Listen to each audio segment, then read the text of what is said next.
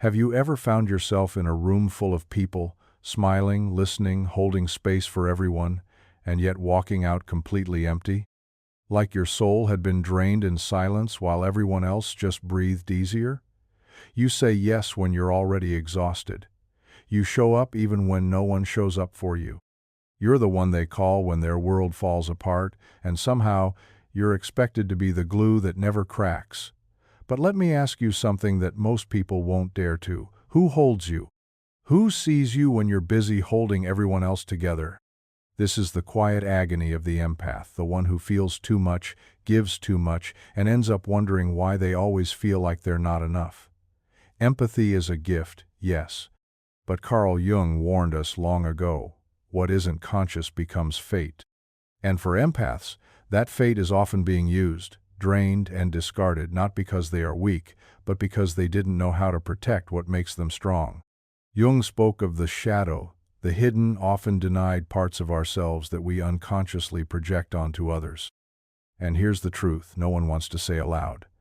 People project their wounds onto empaths like a mirror because empaths receive without resistance.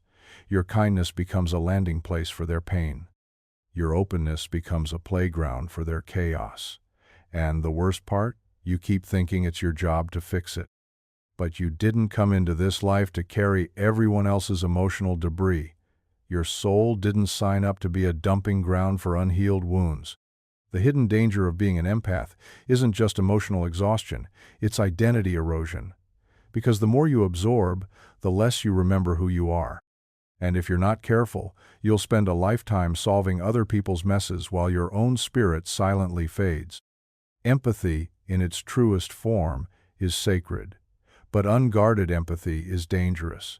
And if you don't make the unconscious conscious, as Jung said, it will direct your life and you will call it fate. It's time to stop confusing compassion with sacrifice. There is nothing noble about losing yourself just to be loved. Not everyone who cries at movies or gets overwhelmed in crowds is an empath. Empathy is not just sensitivity, it's soul absorption. It's feeling the storm in someone else's chest as if it were your own. It's walking into a room and knowing who's hurting before they speak a word. It's waking up anxious only to realize the feeling wasn't yours to begin with.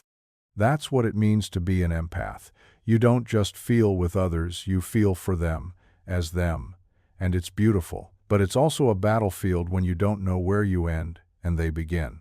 Carl Jung would have called this a failure of individuation, the process of becoming your whole, authentic self. For the empath, individuation is harder than most. Why? Because the boundary between me and you is blurry. You've spent so long feeling other people's emotions that you sometimes forget your own.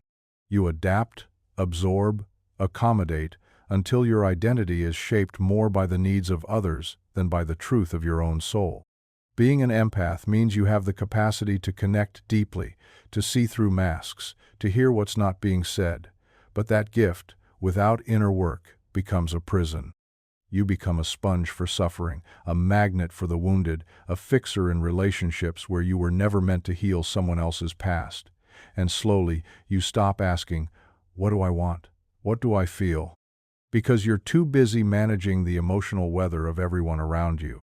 Jung believed that healing comes not from denying the shadow but by integrating it, facing the parts of yourself you've ignored.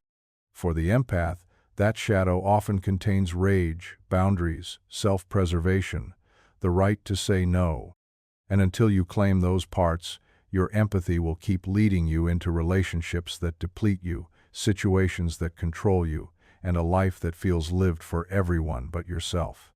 To be an empath is not a weakness, but it becomes one when you think your purpose is to be everyone's emotional savior.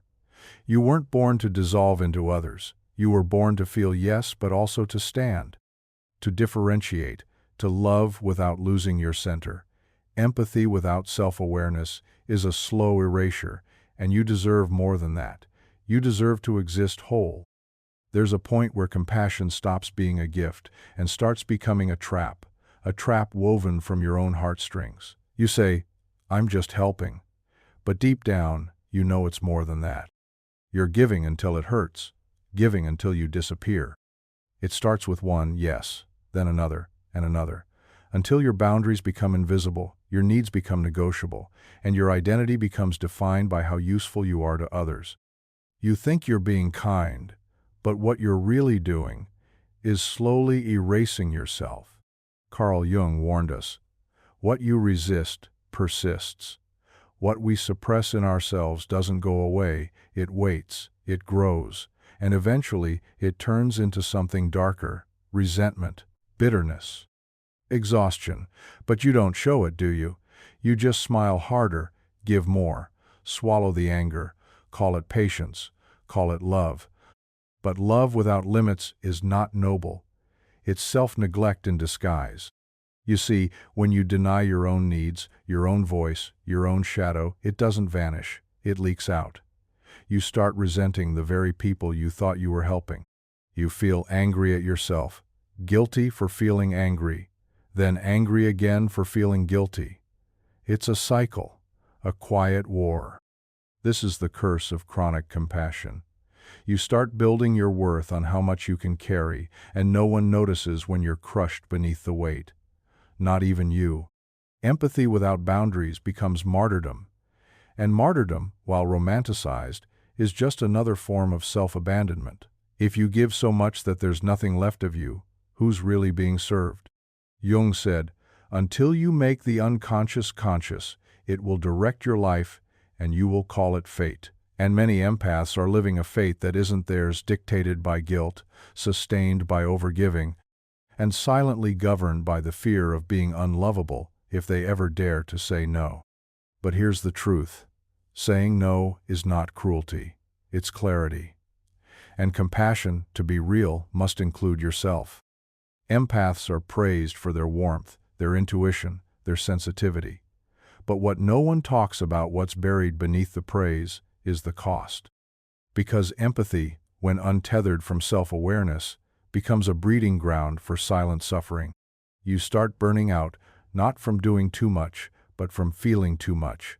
You feel sadness that isn't yours, anxiety that doesn't belong to you, anger that comes out of nowhere. You call it being tired. You call it being overwhelmed. But what it really is emotional possession.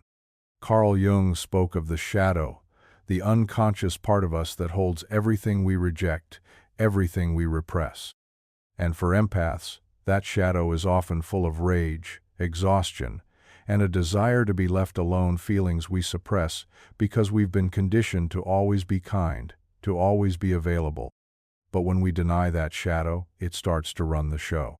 You begin attracting people who feed off your energy, not by accident, but because your boundaries are written in invisible ink. People who don't want partners, they want emotional sponges. They want someone who listens but never speaks, heals but never demands healing, shows up but never asks for anything in return. You start forming relationships not based on love, but on emotional imbalance. This is what I call shadow bonding, when your light binds you to someone else's darkness. When your kindness becomes a leash. When you confuse being needed with being loved. And it feels flattering at first. You feel important, special, chosen. But slowly you realize you're not being loved, you're being used. You're not in a relationship, you're in a rescue mission. And you're the only one rowing the boat. The cost? Your energy, your time, your peace. You lose yourself in someone else's pain, thinking it's empathy. But real empathy doesn't mean losing yourself. It means being able to witness pain without absorbing it. It means recognizing someone else's chaos without making it your responsibility to fix it. You cannot love people into healing, especially not when you're bleeding too. Jung taught that wholeness requires us to embrace our shadow, to acknowledge the parts we hide. For empaths, that means confronting the urge to fix, the fear of abandonment, the craving for validation through suffering. You are not responsible for saving anyone. That's not empathy. That's emotional servitude. You deserve relationships that nourish you, not ones that feed on you. And until you claim that truth, your kindness will continue to be weaponized not by enemies, but by the very people who say they love you. What if I told you that the love you've received was never really about you? What if your warmth, your patience, your giving, the parts of you people seem to admire most, have quietly become a kind of currency, a trade, a transaction? Because here's the truth. Many empaths are not loved for who they are. They're loved for what they give.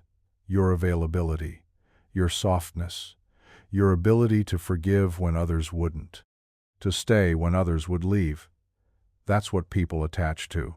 You become a provider of emotional comfort, a service they've come to expect, not a soul they've come to know.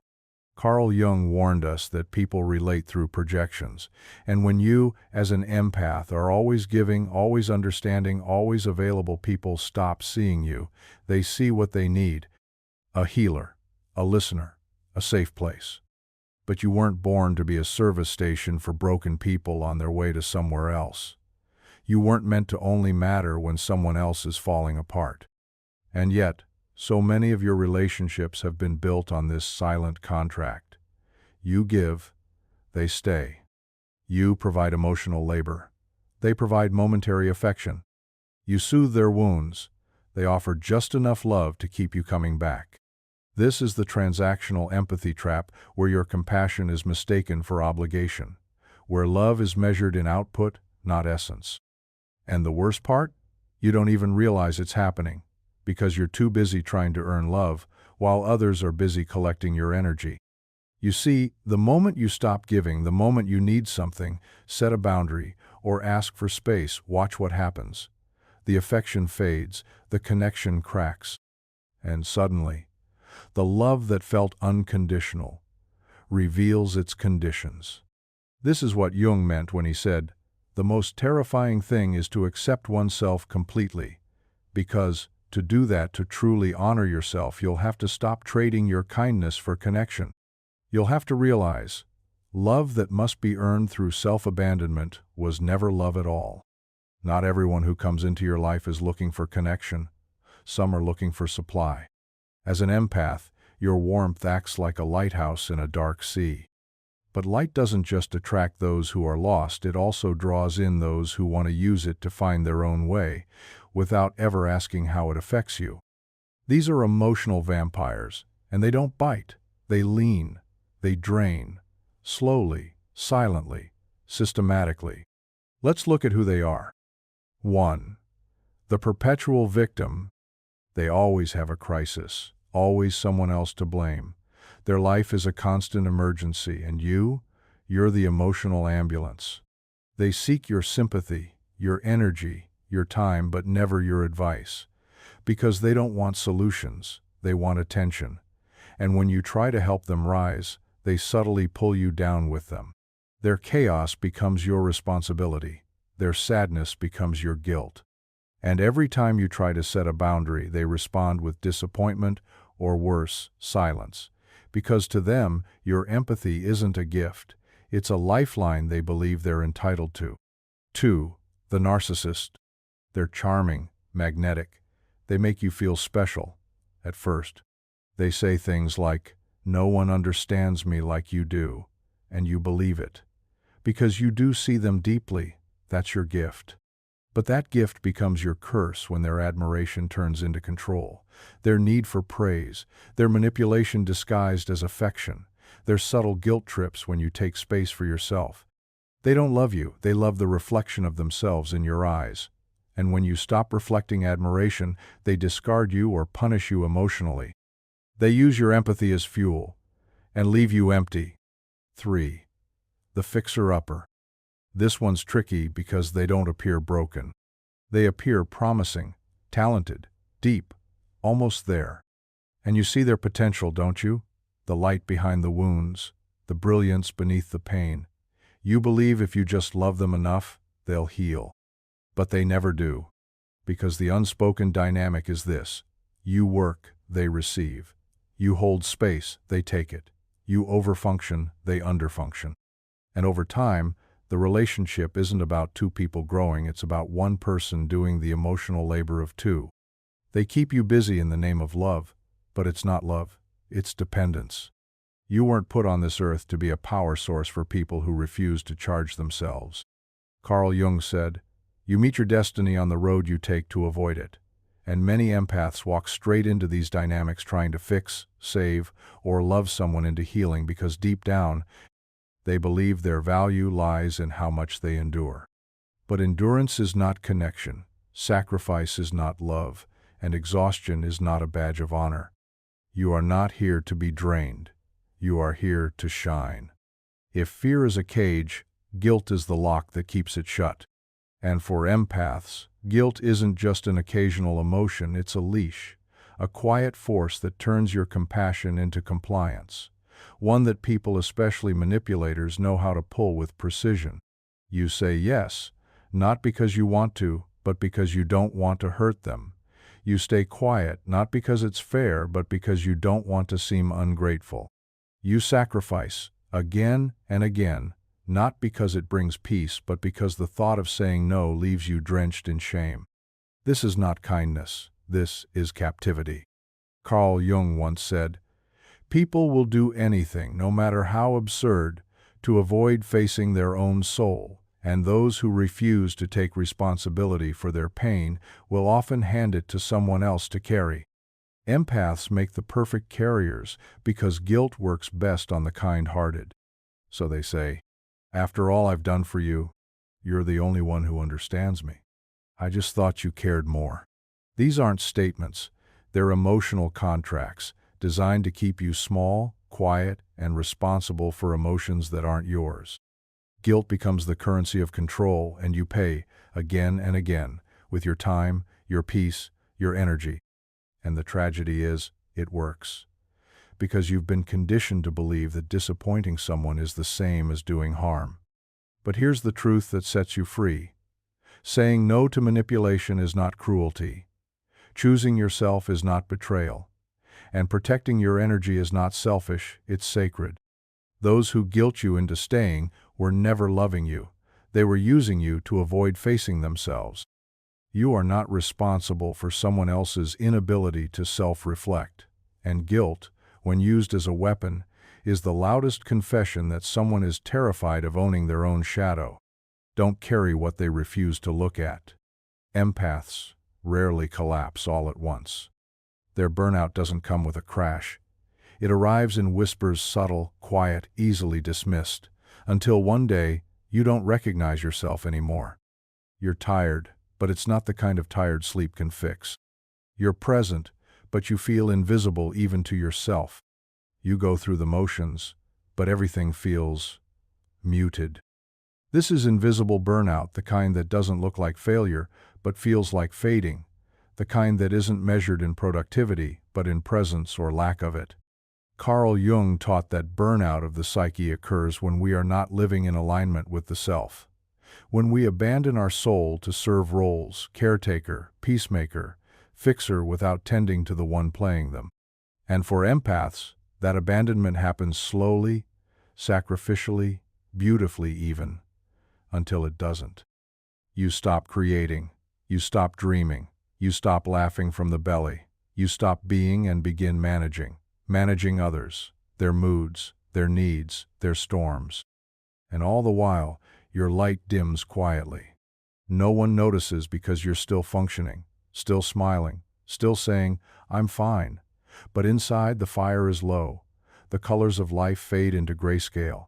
And your soul is whispering, "This isn't sustainable." Burnout isn't just physical exhaustion. It's spiritual depletion. It's the cost of emotional overextension. It's what happens when you confuse being good with being gone. You didn't come here to disappear inside other people's pain. You came here to feel, yes, but also to live. So if you're feeling the fog, the fatigue, the inner silence, listen. That's not weakness, that's wisdom.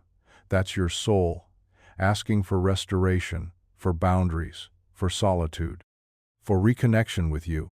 Empathy is a gift, but it's not worth giving if it costs you your presence, your joy, your identity. You're allowed to rest. You're allowed to retreat. You're allowed to put down what was never yours to carry. The world will still turn, and your light, when honored, will burn brighter than ever. There's a quiet longing that lives deep inside most empaths, one they rarely speak of, yet constantly act from. It's the need to be needed. On the surface, it looks like generosity, selflessness, noble devotion, but underneath, it's an ache, an unconscious belief that your worth is tied to your usefulness, that if you're not helping, healing, fixing, soothing, then maybe you're not lovable at all. Carl Jung often spoke of the inner child, the part of us frozen in time, still seeking what it never received.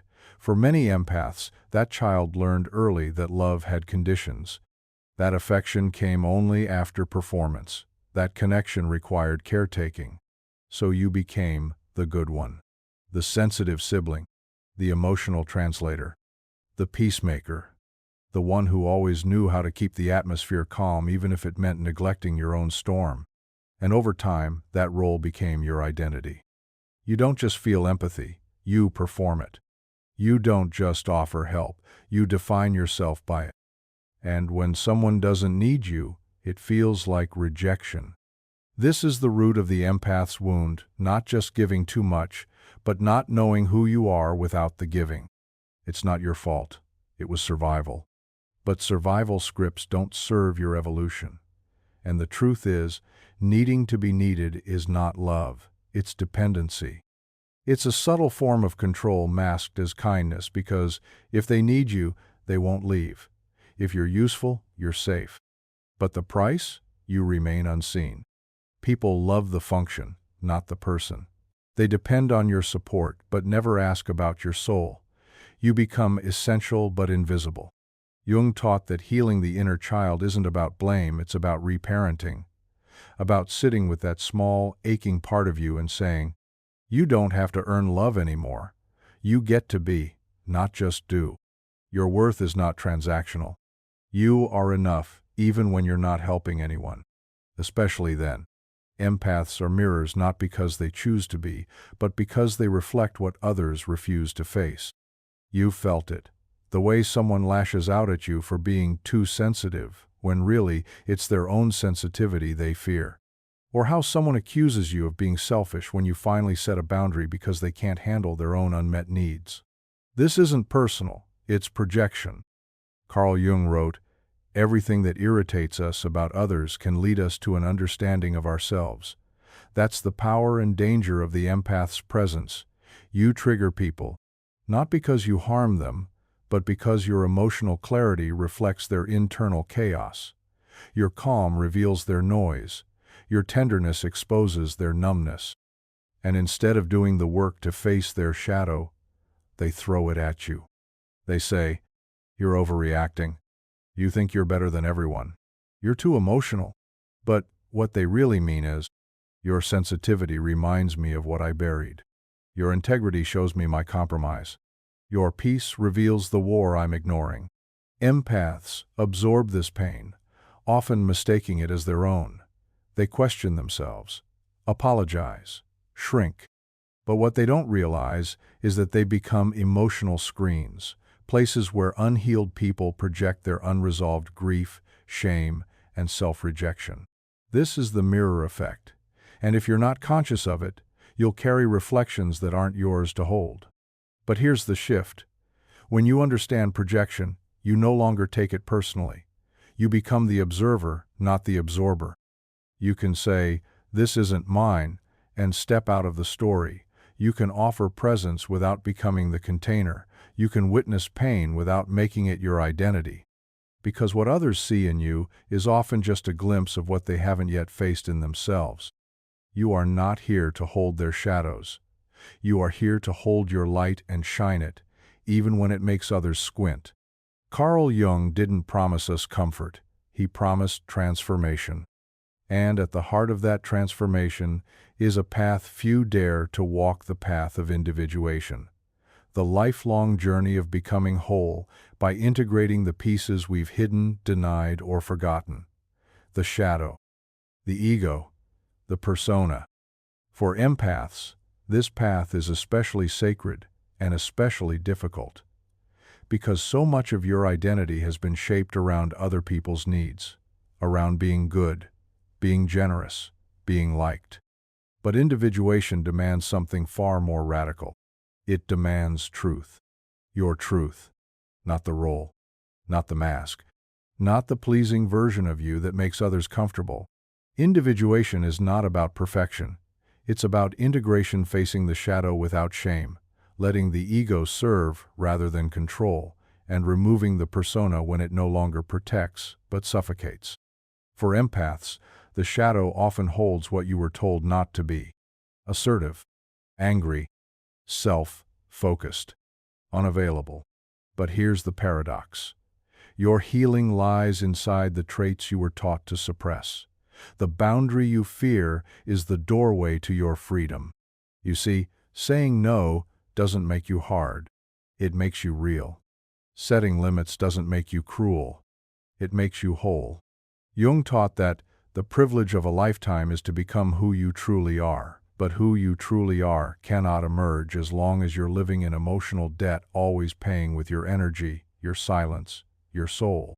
You were not meant to be a container for other people's chaos. You were meant to be a vessel of your own sacred clarity. And clarity requires courage, especially the courage to stop saving everyone and finally start rescuing yourself. You wouldn't leave your home unlocked at night, so why leave your energy unguarded every day? Empaths often forget your emotional field is sacred space. It deserves protection, not just access. And reclaiming that space, your peace, your center, yourself, begins with 3 steps that sound simple but change everything. 1. Identify the emotional leeches. Start here. Who leaves you feeling drained after every interaction, even if you love them? It's not always the loud ones. Sometimes it's the chronic victim, the one who always has a problem, never a solution. Sometimes it's the needy friend masked as loyal, the sibling who only calls when they want something, the partner who takes your softness as weakness. Look not just at what people say, but what your body feels after being around them. If you feel foggy, tense, anxious, guilty, that's not just emotion, that's information. Trust it. 2. Set boundaries without guilt. Boundaries are not walls. They are doors with locks, and you hold the key. You don't have to justify your no. You don't need a dramatic explanation. No, I can't. I'm not available. That doesn't feel right for me. These are complete sentences. Remember, guilt is not proof that you're wrong. It's a sign that you're breaking old patterns. Patterns of self-abandonment. Patterns of over-functioning. Patterns of tying love to sacrifice. Let them break. You were never meant to be a prisoner to your own empathy. 3. Prioritize solitude and self-connection. You've spent so long tuning into others. Now it's time to return to your own frequency. Solitude is not emptiness, it's recalibration. It's where you meet yourself again. Take long walks without distraction.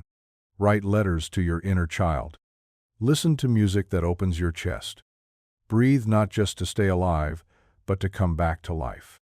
Your power isn't in how much you give away, it's in how deeply you're rooted in your own soul. Jung once said, "Who looks outside, dreams. Who looks inside, awakens." Let solitude be the mirror. Let silence be the teacher. Let presence, your own presence, be enough. Because the moment you reclaim your emotional territory, you stop bleeding energy into people who never deserved your light, and start growing into the kind of wholeness that no one can take from you again. Empathy is beautiful, but not when it becomes your undoing. There's a version of empathy that lifts, and another that erases. There's a kind that heals, and a kind that harms quietly, silently, from within. Many empaths were never taught the difference, so they confuse self-destruction for compassion. They think love means overextending, that kindness means disappearing, that listening means absorbing. But that's not empathy, that's emotional martyrdom. True, balanced empathy is something else entirely. It is compassion with clarity. You see someone's pain, but you don't make it your own.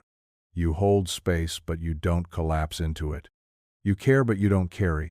You can say, "I'm here for you," without saying, "I'll sacrifice myself to fix this for you." It is giving without losing self. You share your heart, but keep your center. You support but don't sink. You pour out but only from a full cup. This isn't selfish, it's sustainable. Jung taught that healing requires wholeness, and you cannot be whole while constantly emptying yourself for others. It is listening without absorbing. You hear the words, you feel the energy, but you stay rooted in your own experience.